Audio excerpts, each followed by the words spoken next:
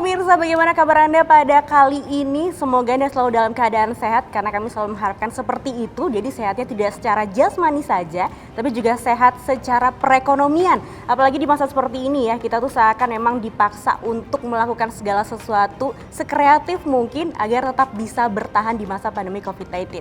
Oleh karena itu, pada kali ini kami akan mengangkat sebuah tema, yaitu kebangkitan investasi para milenial di era new normal. Oh ya, nggak sendirian, sudah bersama juga dengan beliau-beliau yang sudah ahli di bidangnya. Saya mau perkenalkan satu persatu dulu, dimulai dengan Bapak Aris.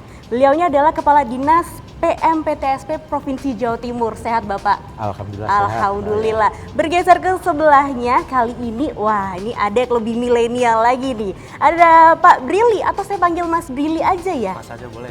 Mas Brili ya? Oke. Mas Brili, beliaunya adalah founder dari Ruang Perintis. Jadi ada coworking space seperti itu di Malang, Mas. Betul ya? Oke. Bergeser lagi ke sebelahnya ada Mas Vicky. Ya. Yes. Mas Vicky ini adalah Direktur Kemitraan Dalam Negeri ICCN atau Indonesia Creative Cities Network, dan juga beliau adalah koordinator Malang Creative Fusion. Nah, sudah ada sama mereka. Jadi memang pas ada bagian untuk mengurusi nanti bagaimana urusan permodalan sama Pak Aris. Untuk masalah startup kita bakal tanya banyak nih sama Mas Brili dan juga Mas Vicky. Oke, kalau gitu kita akan segera masuk ke pertanyaan pertama. Kita mau tanya-tanya sama Mas Brili dulu. Mas Brili, kalau misalnya Mas Brili mungkin sekarang bisa menjelaskan pengertian dari startup dan juga ekonomi kreatif itu seperti apa. Sekarang kalau misalnya kan kebanyakan di kita nih ngertinya startup itu adalah usaha yang baru lahir gitu kan di bawah 5 tahun. Padahal sebenarnya pasti lebih dari itu ya Mas? Iya. Jadi yang membedakan startup dengan UMKM konvensional itu adalah startup ini lahir sejak awal orientasinya ada pada growth. Jadi mereka ini memang ingin tumbuh besar yang nantinya menjadi perusahaan besar kayak Facebook, Google, Apple. They're all startup gitu kan. Dan untuk bisa mencapai pertumbuhan yang eksponensial, startup ini menggunakan teknologi sebagai mediasinya gitu. Nah, kalau kita sangkut pautkan dengan ekonomi kreatif, mungkin Mas Vicky nanti bisa cerita lebih panjang lagi itu subsektornya apa aja. Tetapi orientasinya adalah usaha-usaha yang menggunakan idea sebagai sumber utamanya, tetapi juga harus ada teknologinya gitu. Jadi misalkan Anda bisa bayangkan usaha yang non konvensional kayak misalkan publishing buku gitu kan. Gimana dengan teknologi ya kan? Itu bisa menjadi growth yang eksponensial. Dan ini yang membedakan startup dengan UMKM. Kalau mungkin dari sisi pemerintah sendiri selama ini mengkategorikan usaha itu ya kalau nggak mikro, kecil, menengah gitu kan ya. Nah ini startup ini masuk di mana gitu. Kalau mereka ini lahirnya ya cuma 1-2 orang, ya mungkin masuknya di mikro. Tetapi mereka itu punya potensi growth eksponensial ini yang luar biasa karena mereka menggunakan teknologi. Jadi itu yang membedakan startup dengan usaha rintisan yang tradisional, yang UMKM. Itu mungkin bisa juga kira dikategorikan sebagai ekonomi kreatif ya Mas ya? Jadi nggak cuma sekedar convention aja, sekarang bisa go digital, semakin banyak orang yang tahu juga, semakin banyak bisa mengakses gitu ya? Iya, itu begitu luas sebetulnya. Kategori jenis produk, jenis layanan yang mereka buat. Dan sekarang ini kalau nggak menggunakan teknologi sebagai mediasinya juga bakal repot gitu. Semuanya pasti kena imbas dengan turbulensi teknologi yang setiap tahun, setiap hari selalu ada inovasinya gitu. Nah, di masa-masa pandemi COVID kayak gini, saya rasa ya ini adalah peluang-peluang yang harusnya bisa ditangkap oleh para millennials ya, para kreatif, para inovator gitu. Di saat-saat krisis seperti ini justru lahir produk-produk baru, jasa-jasa baru. So, saya sih ada sisi positifnya yang harusnya bisa dieksplor gitu kan. Dan kalau kreator, inovator, mau krisis, mau non-krisis, ini harusnya bisa mengambil peluang-peluang yang benar sekali. Jadi kita emang sekarang banyak tahu ya, di Instagram banyak yang open PO gitu ya. Itu cara yang paling mudah, paling cepat bagi entrepreneur, early entrepreneur ini untuk ngetes pasar gitu. Oke. Semua orang kita menyebutnya sekarang ini low contact economy. Ya, kita kan nggak bersinggungan ini, semuanya ada social distancing dan seterusnya. Orang membeli barang produk itu sekarang juga nggak harus datang ke tokonya, nggak harus datang ke physically hadir di tempatnya gitu kan. Melalui Instagram, melalui WhatsApp gitu, semua pemesanan itu bisa dilakukan. Dan ini sebetulnya peluang. Saya mengamati misalkan contoh kafe jualan kopi gitu kan. Kalau kita search di aplikasi aplikasi e-market gitu kan, electronic market ini ternyata ya kopi penjualan terbesarnya itu pada ukuran-ukuran 1 liter ke atas gitu loh. Ini kan menandakan bahwa orang sudah nggak datang ke tempat gitu kan, mereka menikmati kopi tapi di rumah. Nah ini kan kalau nggak menggunakan teknologi mungkin pasarannya cuma ada di ruang lingkup kotanya, tapi kalau dengan teknologi mereka bahkan bisa memasarkan ke daerah lain. Seperti itu. Baiklah, ini maksudnya seru sekali ya, banyak yang akan kita bahas. Nanti juga kita akan banyak ngobrol-ngobrol lagi barengan sama Mas Vicky dan juga Pak Aris tentunya. Jadi jangan kemana-mana, kita masih bakal segera kembali lagi.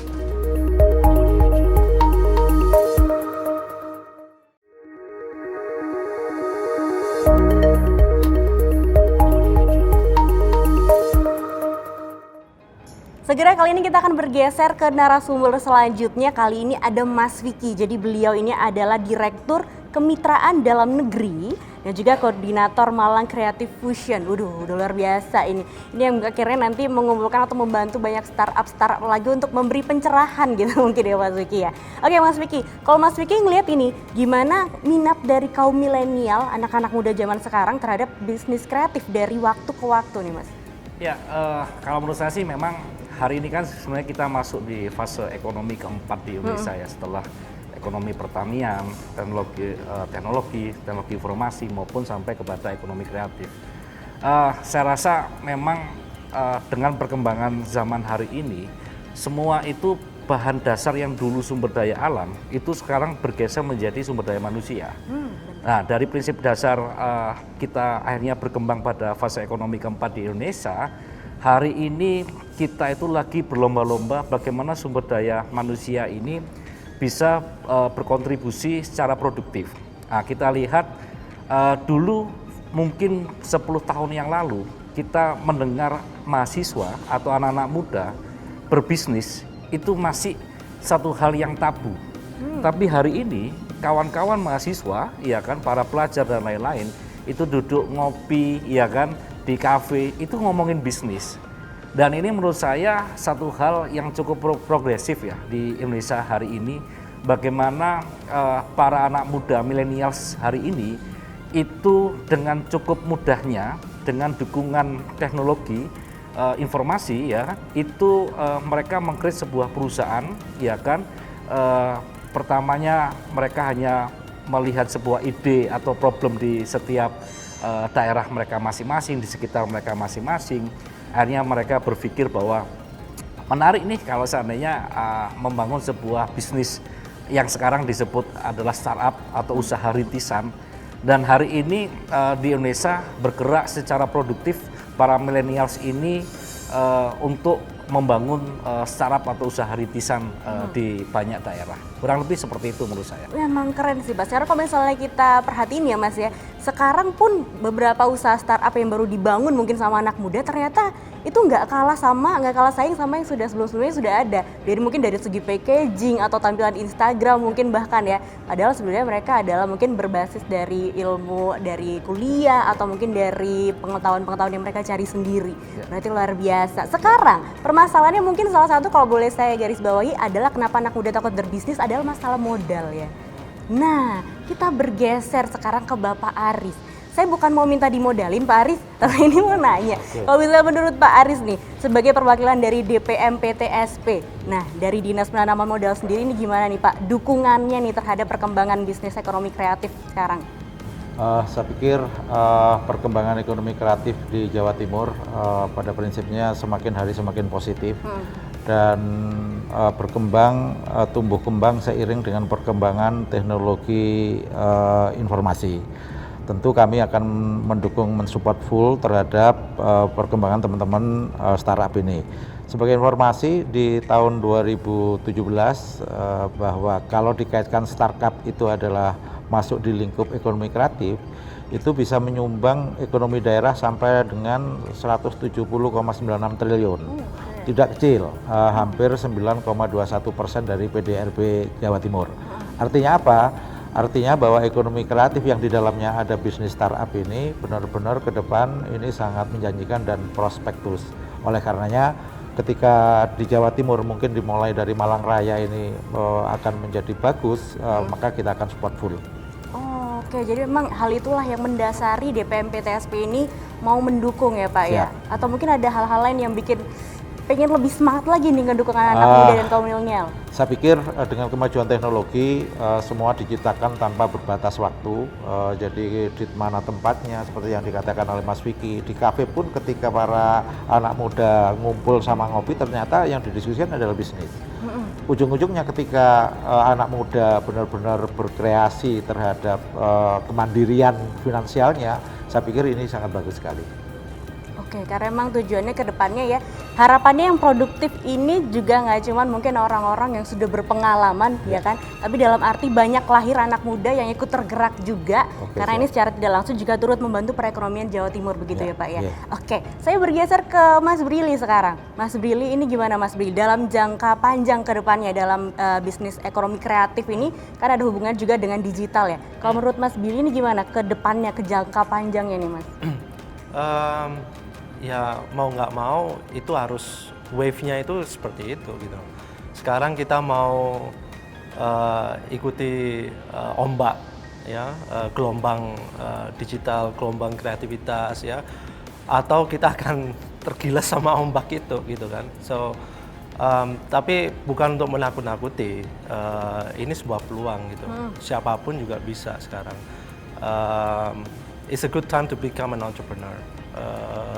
Kita lihat fasilitas yang diberikan, support yang diberikan oleh swasta, pemerintah, itu luar biasa sekarang. Dan tidak ada alasan untuk tidak kreatif juga gitu loh, tidak ada alasan untuk tidak bisa membuat bisnis gitu. Di satu sisi, semua orang mungkin bingung gitu kan, mesti mulai dari mana gitu kan. Kalau untuk membuat startup ini saya mesti kemana gitu. Sekarang banyak komunitas, Mas Vicky ini salah satunya misalkan. Dia juga menjejaringkan komunitas dengan komunitas di luar daerah. Startup dengan startup yang lain supaya bisa bertukar pikiran. Saya di Ruang Perintis, kita juga punya in-house startup yang kita bina, kita pantau. Itu dari berbagai macam latar belakang dan ide yang mereka kembangkan. Bahkan sampai Pak Aris, itu ada startup itu yang dari Malaysia loh, yang ke Indonesia gitu. Nah saya sih pengennya ngelihat bahwa jangan kita ini jadi pasar mereka gitu. Kita jangan hanya defensif mempertahankan pasar yang luar biasa besarnya Indonesia ini, tapi juga sekali-sekali dong startup-startup kita itu bisa ekspansi keluar. Nah, saya rasa Pak Aris ini sudah tepat sekali kalau misalnya melirik itu dan bisa mengkonekkan startup-startup yang ada di Jawa Timur ini untuk bisa ekspansi keluar juga. Siap, itu pasti harapan kita semua ya. Baiklah pemirsa, kami akan jeda sejenak dan nanti kami akan melanjutkan pembicaraan karena memang tentang startup ini ya. Ini mungkin yang rasanya awal dari kita punya banyak keraguan, ketakutan, di sini akan dijawab dan semoga lewat tayangan ini semakin banyak anak muda dan juga kaum milenial yang berani mulai berinvestasi di era new normal dalam bidang ekonomi kreatif. Kami akan segera kembali.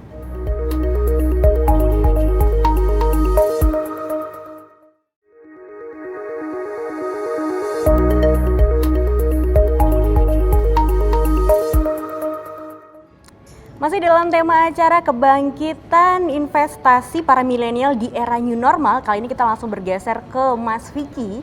Nah kali ini mau menanya ini Mas, gimana sih tingkat persaingan bisnis di industri kreatif ini di masa sekarang atau mungkin bisa dibilang di waktu-waktu mendatang, dari sekarang dan waktu mendatang? Ya, menurut saya sih secara persaingan bisnis ke depan para pelaku startup maupun pelaku ekonomi kreatif di Indonesia ini sangat kompetitif ya. Karena sebenarnya kita lagi berperang tidak hanya berkompetisi di dalam negeri, tapi juga sekarang kita lagi bersaing dengan para pelaku seni, pelaku kreatif, pelaku startup di beberapa negara bahkan di seluruh belahan dunia. Jadi artinya bahwa hari ini kita itu bahkan dipaksa untuk secepat mungkin melakukan refocusing, ya kan, melakukan bagaimana bisnis model di masa pandemi hari ini itu untuk seluruh startup itu bisa berjalan dengan baik dan kompetitif hari ini itu bisa tersaingi dengan bagaimana pemanfaatan sebuah teknologi itu bisa secara optimal dan maksimal diberlakukan. Kurang lebih seperti itu. Oke, jadi apa yang harus dilakukan oleh para pelaku usaha ini Pak dalam menghadapi usaha yang memang semakin kompetitif ya persaingannya? Ya,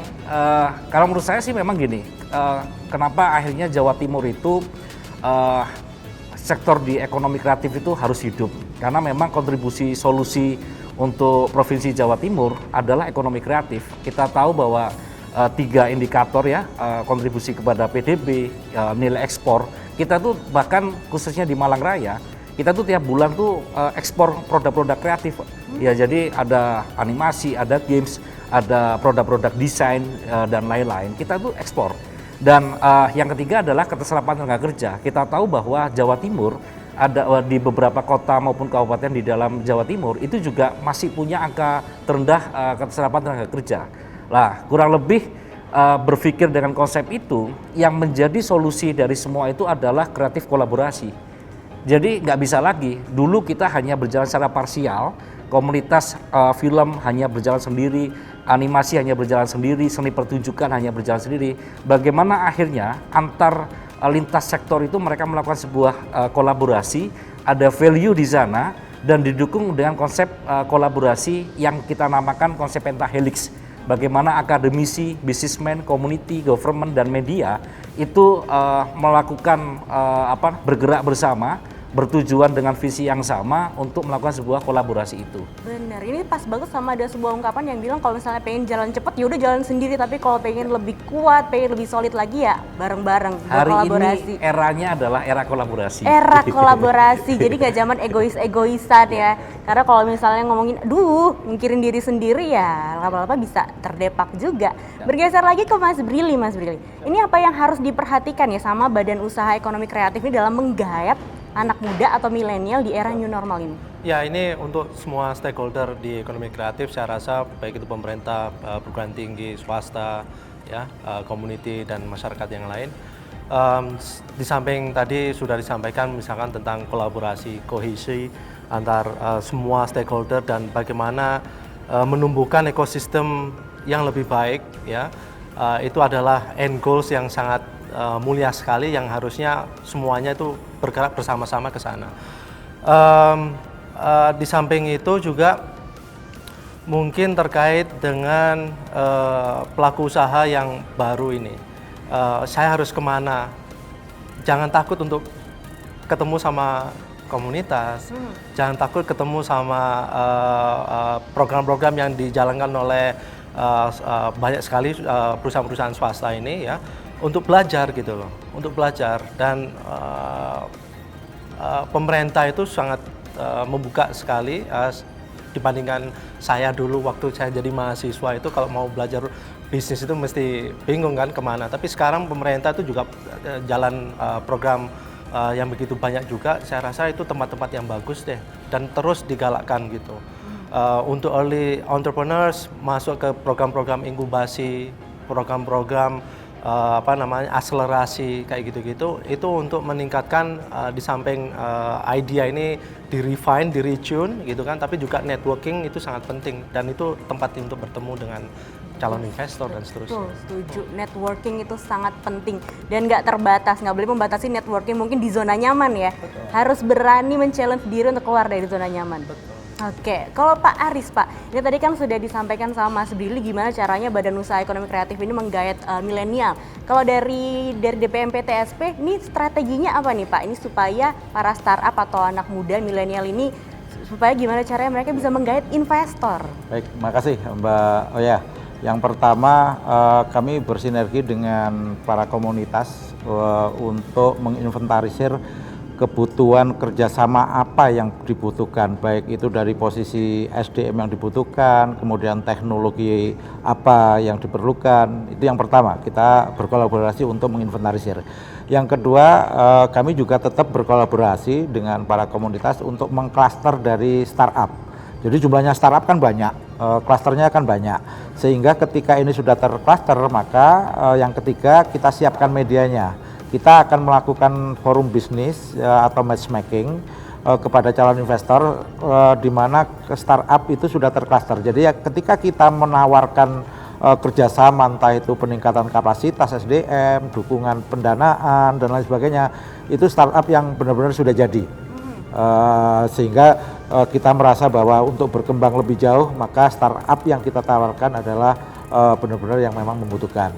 Apa media yang kita sediakan? Yang pertama, kita akan promosi investasi secara virtual, Mbak.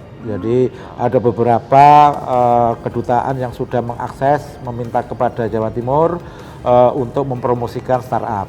Dalam waktu dekat kita dengan bekerja sama dengan BI Singapura untuk melakukan promosi investasi baik di bidang startup maupun bidang yang lainnya. Berikutnya juga kita mencoba melakukan strategi programnya Ibu Gubernur bahwa startup ini masuk di tugas kami masuk di Nawabakti Satya, programnya yaitu Jati Berdaya. Kita memberikan akses kepada masyarakat untuk perkuatan ekonomi kerakyatan. Salah satunya adalah startup. Oke, seperti itu. Wah, ini semakin menarik nih. Jadi memang intinya kita harus ini ya, menjadi pelaku usaha adalah nggak cuma sekedar pengen aja, mau aja, tapi harus bisa menyiapkan diri untuk berpotensi. Karena kalau misalnya nggak berpotensi juga kasihan, dari kedinasan sudah membantu, tapi ternyata kitanya mungkin masih agak setengah-setengahan atau ogah-ogahan. Perlu inovasi pastinya pemirsa. Seperti apa kira-kira inovasi yang diperlukan? Nantikan usai jeda.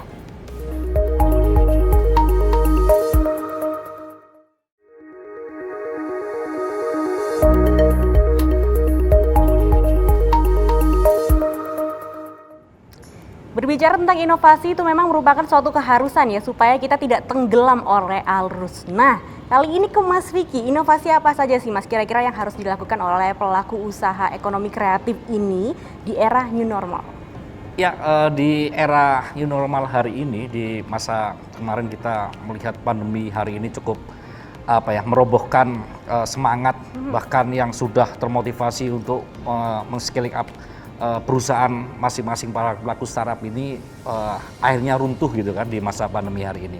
Cuma saya perlu mengingatkan bahwa konsep berpikir para pelaku startup itu kan adalah bagaimana sebuah masalah menjadi sebuah peluang. Ya karena dari hari ini yang kita rasa bahwa banyak problem, banyak masalah di masa pandemi hari ini dan sekarang ada masuk di new normal, kita tuh ternyata banyak sekali peluang yang akhirnya bertebaran. Kita tahu pariwisata yang hari ini down, sekarang sudah ada yang namanya virtual tour.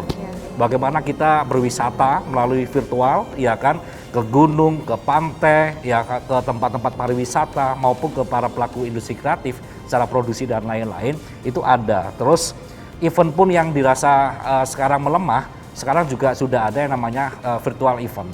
Artinya ternyata konsep bisnis hari ini kita harus secepatnya bukan merubah secara drastis ya, tapi menyesuaikan maupun adaptasi. Bagaimana konsep bisnis dasar kita itu menyesuaikan adaptasi dengan di era new normal. Dan potensi ini masih sangat luar biasa besar. Saya meyakini akan ada fase sebenarnya hari ini kita kan dituntut bahkan dipaksa untuk melek teknologi yang dulu ogah-ogahan melihat teknologi, sekarang kita dituntut untuk teknologi. Bahkan di usia 60 ke atas itu sekarang kita melakukan meeting melalui virtual dan lain-lain ya kan. Dan saya perlu mengingatkan kreativitas itu bukan hanya untuk anak muda. Kreativitas tidak hanya untuk dengan usia tertentu. Saya melihat bahwa Pak Aris ini dengan pemikiran ide yang cukup menurut saya keren, kalau bahasa Malangnya boys gitu ya. Ini beliau juga milenials gitu, punya jiwa milenials. Ini yang artinya yuk kita cari masalah yang hari ini tuh dijadikan sebuah peluang. Kurang lebih seperti itu. Oke, Jadi mencari dari masalah ini dijadikan sebuah peluang ya, karena memang ya the power of kepepet deh Mas. Terus semakin kita kepepet semakin banyak muncul ide-ide seharusnya ya. Kita bergeser lagi ke Pak Aris. Ini memang Pak Aris adalah milenial Pak ya, perwakilan milenial. Pak Aris sendiri, kalau target khusus dari DPM PTSP nih Pak untuk usaha ekonomi kreatif ke depannya apa nih Pak? Kami berharap para milenial itu ikut andil besar. Jadi bukan kecil lagi, andil besar dalam pembentukan ekonomi Jawa Timur. Artinya apa? Ketika ada kemajuan teknologi, manfaatkan dengan berbagai aspeknya. Maka kami berharap banyak startup yang tumbuh di Jawa Timur dan itu bisa melakukan kemandirian ekonomi, kemandirian daya saing. Kami berharap silahkan teman-teman yang ada di Jawa Timur manfaatkan Bakorwil yang ada di 5 daerah, Kediri, Malang, Jember, Bojonegoro, dan Madura. Kita sudah menyiapkan, pemerintah Jawa Timur melalui amanat Ibu Gubernur, kita menyiapkan namanya Millennial Job Center. Di sana ada co-working space, silahkan berinteraksi dengan sarana prasarana, kita akan coba fasilitasi sehingga ketika teman-teman para milenial itu tumbuh kembang dengan inovasinya, kami berharap ada ekonomi yang bisa tumbuh dan ujung-ujungnya adalah kesejahteraan masyarakat. Yes. Setuju sekali. Oke, terakhir kali ini nih untuk Mas Billy dan juga Mas Vicky, coba apa pesan-pesan yang mungkin ingin disampaikan para pelaku bisnis ekonomi kreatif di era new normal ini? Silakan bisa dimulai dari Mas Billy mungkin. Ya, dunia ini menunggu inovasi karya Anda semua gitu. Di saat-saat susah seperti ini, saya rasa banyak peluang gitu kan, optimisme itu harus selalu Anda miliki gitu, dan challenge yourself gitu. Mumpung ini semuanya online, ya gunakan platform itu gitu, dan terus berkarya. Terus berkarya. Kalau Mas Vicky? Ya, kalau menurut saya sebenarnya sederhana. Yuk kita sama-sama membuka diri, komunitas membuka diri, akademisi membuka diri, pemerintah membuka diri. Dan saat kita sudah saling membuka diri, kita perlu samakan frekuensi dan kita bergerak secara bersama. Tentunya kolaborasi menjadi hal yang nyata untuk bisa kita realisasikan bersama di Jawa Timur. Setuju sekali. Kalau gitu milenial, yuk harus bangkit, nggak boleh ada alasan. Jangan dijadikan pandemi ini sebagai penghambat, tapi justru bikin kita jadi makin hebat ya. Sekaligus mengingatkan untuk Anda semua nih, kalau nanti di bulan Agustus ini akan ada diadakan yang namanya Gebiar Startup di Bakorwil 3 Provinsi Jawa Timur di Malang. Jadi jangan sia-siakan kesempatan ini. Kalau misalnya pengen belajar lebih lanjut juga, ingin lebih menseriusi tentang startup, kami juga akan menghadirkan informasinya. Mungkin bisa tanya-tanya di bawah ini ya. Nanti bisa ada akses karena dari dinas pemerintah sudah mendukung, dan juga dari pelaku startup yang sudah lebih dulu juga pastinya sangat welcome nih, supaya kita semua juga sama-sama berperan banyak dan juga memberi sumbangsi yang banyak pastinya. Oke, kalau gitu ya si Boy pamit. Terima kasih banyak sudah menyaksikan. Semoga sehat selalu.